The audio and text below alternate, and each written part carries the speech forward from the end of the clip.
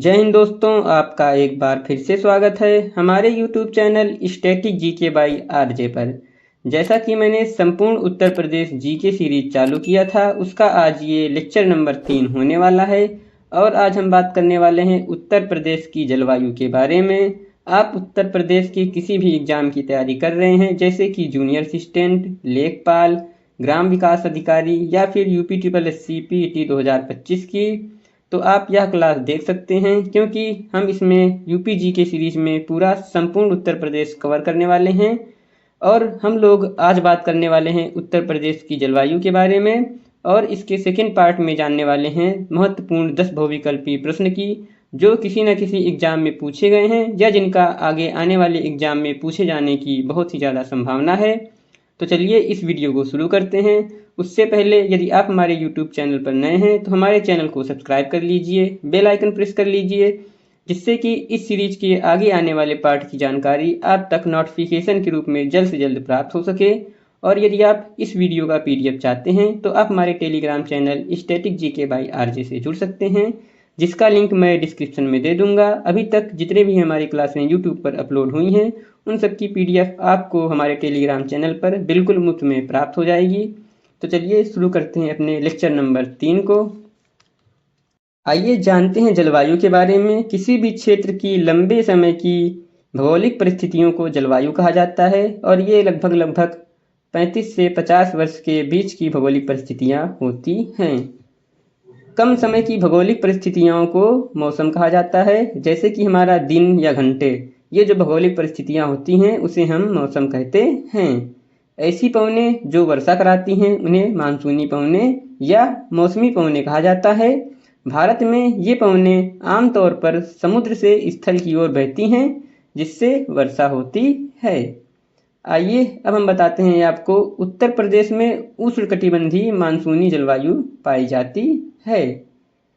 कर्क रेखा भारत के मध्य से होकर गुजरती है और भारत को 2 बराबर भागों में विभाजित करती है। चूंकि उत्तर प्रदेश कर्क रेखा के ऊपर अवस्थित है, अर्थात अक्षांशीय दृष्टि से उत्तर प्रदेश में उपोष्ण कटिबंध जलवायु होगा। लेकिन उत्तर प्रदेश के उत्तर पूर्वी भाग में हिमालय के स्थित होने के कारण, जैसा कि मैंने इमेज में आपको दिखाया है, या उत्तर पूर्वी भाग में हिमालय के स्थित होने के कारण प्रदेशों में साइबेरिया से आने वाली ठंडी हवाएं प्रवेश नहीं कर पाती हैं, जिससे कि उत्तर प्रदेश में हमारा ज़्यादा ठंड नहीं पड़ती है। आइए अब बात करते हैं हम लोग वर्षा एवं तापमान को आधार मानकर यूपी में 3 ऋतुएं होती हैं।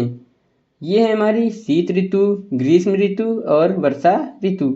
आइए हम पहले बात कर लेते हैं शीत ऋतु के बारे में। यूपी में शीत ऋतु नवंबर से फरवरी महीने तक रहती है और जनवरी माह में सर्वाधिक ठंडी पड़ती है। हमारे उत्तर प्रदेश में यदि शीत ऋतु की बात की जाए तो वह हमारा नवंबर महीने से चालू होकर फरवरी महीने तक रहती है, और जिसमें से जो हमारा जनवरी का महीना होता है वो सबसे ज़्यादा सर्द वाला महीना होता है। शीत ऋतु में यूपी के विभिन्न भागों में तापमान में अंतर पाया जाता है। यूपी के दक्षिणी पहाड़ी तथा पठारी क्षेत्रों में औसत तापमान अधिकतम 28 डिग्री सेंटीग्रेड और न्यूनतम तापमान 13.3 डिग्री सेंटीग्रेड रहता है। शीतकाल में भूमध्य सागरीय क्षेत्रों में उत्पन्न होने वाले चक्रवातों के भारत में प्रवेश करने से पश्चिमी उत्तर प्रदेश में 10 सेंटीमीटर से अधिक वर्षा हो जाती है, जिसे मावट कहा जाता है, जो रबी की फसल के लिए लाभदायक होती है। तो ये हमारा शीत ऋतु था। आइए अब हम बात करते हैं ग्रीष्म ऋतु के बारे में। इसका प्रारंभ उत्तर प्रदेश में मार्च से जून तक रहता है, और सर्वाधिक हमारा ग्रीष्म ऋतु में गर्मी मई माह में पड़ती है, जैसा कि मैंने आपको नोट करा दिया है। कर्क रेखा के निकट होने के कारण यहाँ अधिकतम तापमान पाया जाता है, विशेषकर बुंदेलखंडी नगरों में। प्रदेश में सर्वाधिक गर्मी की बात की जाए तो ये हमारा झांसी और आगरा में सबसे ज़्यादा गर्मी पड़ती है। वहीं प्रदेश में सबसे कम गर्मी बात की जाए तो ये हमारा बरेली जनपद में ग्रीष्म ऋतु में सबसे कम गर्मी हमारा यहीं पर होता है। सर्वाधिक तापमान वाला जनपद के बारे में बात की जाए तो ये हमारा है बुंदेलखंड क्षेत्र का बांदा, जिसमें लगभग 40 डिग्री से सेंटीग्रेड से लेकर के 47 डिग्री सेंटीग्रेड तक गर्मी में इसका तापमान पहुंच जाता है। वहीं एक बार 1987 में सबसे ज़्यादा तापमान 49 डिग्री सेंटीग्रेड यहीं पर बांदा जनपद में ही दर्ज किया गया था। उत्तर प्रदेश में ग्रीष्म ऋतु में धूल भरी आंधियां गर्म एवं शुष्क चलती हैं, जिन्हें लू कहा जाता है।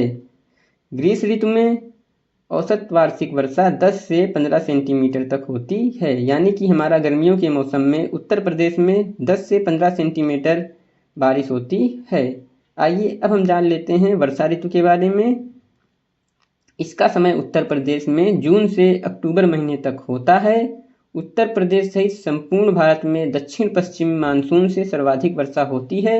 यह वर्षा बंगाल की खाड़ी शाखा से होती है, यानी कि उत्तर प्रदेश में मौसम हमारा दक्षिण पश्चिम मानसून से वर्षा होती है, जो कि बंगाल की खाड़ी शाखा से होती है। उत्तर प्रदेश में 75 से 85% वर्षा बंगाल की खाड़ी से उठने वाले मानसून से होती है। उत्तर प्रदेश में मानसून जून के तीसरे या चौथे सप्ताह लगभग 22 जून के आसपास दक्षिण पूर्वी भाग में प्रवेश करता है।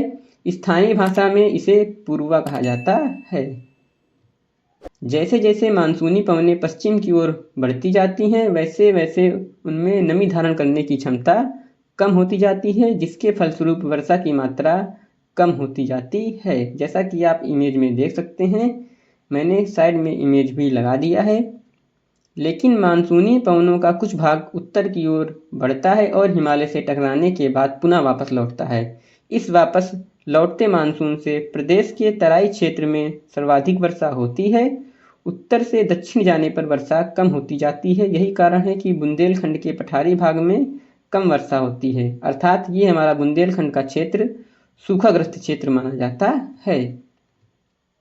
यूपी में सर्वाधिक वर्षा की बात की जाए तो यह हमारा जुलाई महीने में होती है।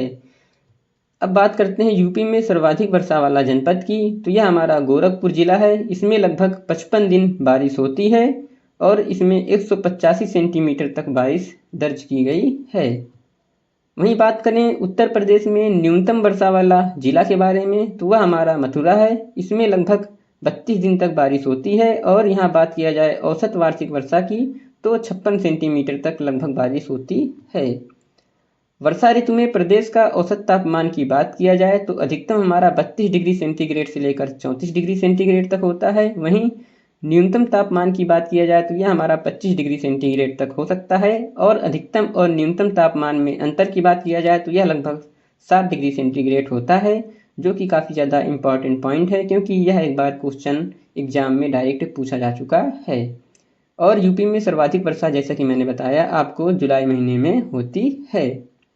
आइए अब जानते हैं उत्तर प्रदेश की जलवायु का वर्गीकरण।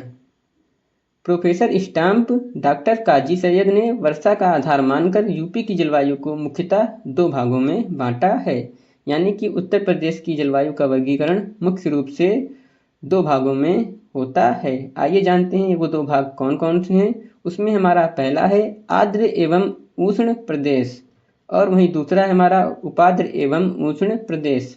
बात किया जाए आर्द्र एवं उष्ण प्रदेश के बारे में तो यहाँ पर थोड़ा अधिक वर्षा होती है, वहीं उपाद्र एवं उष्ण प्रदेश में आर्द्र एवं उष्ण प्रदेश की तुलना में कम वर्षा होती है। आर्द्र एवं उष्ण प्रदेश को 2 भागों में बांटा गया है, जो है तराई क्षेत्र और पूर्वी उत्तर प्रदेश। वहीं उपाद्र एवं उष्ण प्रदेश को 3 भागों में बांटा गया है, जिसमें से हमारा पहला है मध्यवर्ती मैदानी क्षेत्र, दूसरा है पश्चिमी मैदानी क्षेत्र और हमारा तीसरा है बुंदेलखंड का पहाड़ी पठारी भाग। तो आइए हम लोग इसको थोड़ा डिटेल में जान लेते हैं। पहले हम लोग जानेंगे आर्द्र एवं उष्ण प्रदेश के तराई क्षेत्र के बारे में। बात करें इस क्षेत्र में औसत वार्षिक वर्षा 120 से 150 सेंटीमीटर तक होती है। इस प्रदेश को 2 उप विभागों में बांटा गया है और इसमें हमारा पहला है तराई क्षेत्र। तो आइए बात करते हैं तराई क्षेत्र के बारे में थोड़ा विस्तार से। इस क्षेत्र के अंतर्गत हमारे सहारनपुर, बिजनौर, मुरादाबाद, रामपुर, बरेली, पीलीभीत, लखीमपुर, बहराइच, गोंडा, बस्ती, सिद्धार्थनगर, महाराजगंज, गोरखपुर, देवरिया, कुशीनगर आदि जनपद हमारे तराई क्षेत्र के अंतर्गत आते हैं। और बात करें तराई क्षेत्र में तो यहाँ पर औसत वार्षिक वर्षा 120 से 180 सेंटीमीटर तक होती है। एक बार मैं आपको फिर से जनपद के नाम दोहरा देता हूँ। सहारनपुर, बिजनौर, मुरादाबाद, रामपुर, बरेली, पीलीभीत, लखीमपुर खीरी, बहराइच, गोंडा, बस्ती, सिद्धार्थनगर, महाराजगंज, गोरखपुर, देवरिया, कुशीनगर, ये हमारे तराई क्षेत्र के अंतर्गत आने वाले जनपद हैं। आइए अब बात करते हैं आंध्र एवं उष्ण प्रदेश के दूसरे वाले भाग को, जो है पूर्वी उत्तर प्रदेश। इस क्षेत्र में औसत वार्षिक वर्षा की बात किया जाए तो ये हमारा 100 से 120 सेंटीमीटर तक होती है। आप इमेज में देख सकते हैं, मैंने इमेज में पूर्वी यूपी, तराई क्षेत्र, मध्यवर्ती मैदानी क्षेत्र, पश्चिमी मैदानी क्षेत्र, बुंदेलखंड का पहाड़ी पठारी भाग को डिवाइड कर दिया है। आप इमेज के थ्रू भी समझ सकते हैं। आइए अब बात करते हैं हम लोग पूर्वी उत्तर प्रदेश के अंतर्गत हमारे प्रदेश के पूर्वी जिले आते हैं। उत्तर प्रदेश का सर्वाधिक नमी वाला जनपद ये हमारा पूर्व साइड में पड़ने वाला सोनभद्र है। और यह क्वेश्चन काफ़ी ज़्यादा महत्वपूर्ण है, तो आप यह पॉइंट नोट कर दीजिए, क्योंकि यह पॉइंट डायरेक्ट एग्जाम में पूछा गया है। यदि आप नोट्स बना रहे हैं तो आप नोट्स में इसे नोट के रूप में नोट डाउन कर लीजिए, और नहीं यदि आप इसका PDF चाहते हैं तो आप हमारे टेलीग्राम से जुड़ सकते हैं, जिसका लिंक मैं आपको डिस्क्रिप्शन में दे दूंगा। आइए अब हम बात करते हैं दूसरे वाले भाग की, जो है हमारा उपाद्र एवं उष्ण प्रदेश। इस क्षेत्र में औसत वार्षिक वर्षा 80 से 100 सेंटीमीटर तक होती है। ग्रीष्म ऋतु में इस क्षेत्र में गर्म एवं शुष्क पवनें चलती हैं, जिन्हें लू कहा जाता है। शीत ऋतु में इस क्षेत्र में पाला पड़ता है। आइए अब बात करते हैं हम लोग उपाद्र एवं उष्ण प्रदेश को 3 भागों में बांटा गया था। उसमें हम लोग पहला जान लेते हैं मध्यवर्ती मैदानी क्षेत्र के बारे में। इस क्षेत्र में वर्षा की मात्रा पूर्व से पश्चिम की ओर बढ़ने पर घटती जाती है। इस क्षेत्र के अंतर्गत हमारे प्रयागराज, प्रतापगढ़, फतेहपुर, रायबरेली, सुल्तानपुर, लखनऊ, उन्नाव, कानपुर, हरदोई, फर्रुखाबाद और शाहजहांपुर आदि जनपद को हमारे मध्यवर्ती मैदानी क्षेत्र में शामिल किया गया है। और इस क्षेत्र में वर्षा की मात्रा, जैसा कि मैंने बताया, पूर्व से पश्चिम की ओर बढ़ने पर घटती जाती है। और इस क्षेत्र में औसत वार्षिक वर्षा की बात किया जाए तो 80 से 100 सेंटीमीटर तक यहाँ पर बारिश होती है। आइए अब हम जान लेते हैं इसके दूसरे भाग पश्चिमी मैदानी क्षेत्र के बारे में। इस क्षेत्र में औसत वार्षिक वर्षा 60 से 80 सेंटीमीटर तक होती है। वर्षा की मात्रा पर्वतीय में अधिक होती है, यानी कि हमारा वर्षा की मात्रा जो हमारे पर्वतीय क्षेत्र पड़ते हैं पश्चिमी मैदानी क्षेत्र में, वहाँ पर वर्षा थोड़ा अधिक होती है, जबकि दक्षिण पश्चिम की ओर बढ़ने पर क्रमशः हमारी वर्षा की मात्रा घटती जाती है। इस क्षेत्र में शीतकाल चक्रवात के कारण शीत ऋतु में भी कभी कभी वर्षा प्राप्त होती है। और इस क्षेत्र के अंतर्गत हमारे आगरा, मैनपुरी, मथुरा, एटा, अलीगढ़, बदायूं, बुलंदशहर, गाजियाबाद, मेरठ, मुजफ्फरनगर, सहारनपुर आदि जनपदों को शामिल किया गया है। ये जितने हमारे जनपद थे ये हमारे पश्चिमी मैदानी क्षेत्र के अंतर्गत आते हैं। तो यह हमारा थ्योरी वाला पोर्शन यहीं पर समाप्त होता है। यदि आपको हमारा यह वीडियो अच्छा लगा है तो वीडियो को लाइक कर दीजिए। अब यहाँ से हम लोग अपना दूसरा सेक्शन शुरू करने जा रहे हैं, जो कि हमारा महत्वपूर्ण 10 बहुविकल्पी वाला सेक्शन होने वाला है। यदि आप इसको पूरा पढ़ लेते हैं तो लगभग आप उत्तर प्रदेश की जलवायु के बारे में जितने भी टॉपिक से जो भी क्वेश्चन पूछे गए हैं वो सारे मैंने इसमें नोट डाउन कर दिए हैं। तो आइए हम लोग शुरू करते हैं अपने पहले प्रश्न से। निम्नलिखित स्थानों में वर्षा ऋतु में कहाँ सर्वाधिक वर्षा होती है? इसका आंसर होगा ऑप्शन बी, गोरखपुर। जैसा कि मैंने आपको थ्योरी वाले पोर्शन में पढ़ाया था कि वर्षा ऋतु में उत्तर प्रदेश में सबसे ज़्यादा गोरखपुर जनपद में 185 सेंटीमीटर तक बारिश होती है, और यह लगभग 55 दिनों तक होती है। क्वेश्चन नंबर दूसरा है हमारा, निम्नलिखित स्थानों में वर्षा ऋतु में कहाँ न्यूनतम वर्षा होती है? इसका आंसर होगा ऑप्शन सी, मथुरा। मथुरा में सबसे कम बारिश होती है, लगभग यहाँ पर 32 दिनों तक बारिश होती है। हमारा क्वेश्चन नंबर 3 है, निम्नलिखित स्थानों में ग्रीष्म ऋतु में कहाँ अधिकतम गर्मी होती है? इसका आंसर होगा ऑप्शन डी, आगरा और झांसी। हमारे उत्तर प्रदेश के आगरा और झांसी जिले में गर्मियों में सबसे ज़्यादा गर्मी पड़ती है। क्वेश्चन नंबर चौथा है, निम्नलिखित स्थानों में ग्रीष्म ऋतु में कहाँ सबसे कम गर्मी होती है? तो इसका आंसर होगा ऑप्शन बी, बरेली। हमारे उत्तर प्रदेश के बरेली जिले में ग्रीष्म ऋतु में सबसे कम गर्मी पड़ती है। क्वेश्चन नंबर 5 है, उत्तर प्रदेश में सर्वाधिक वर्षा किस माह में होती है?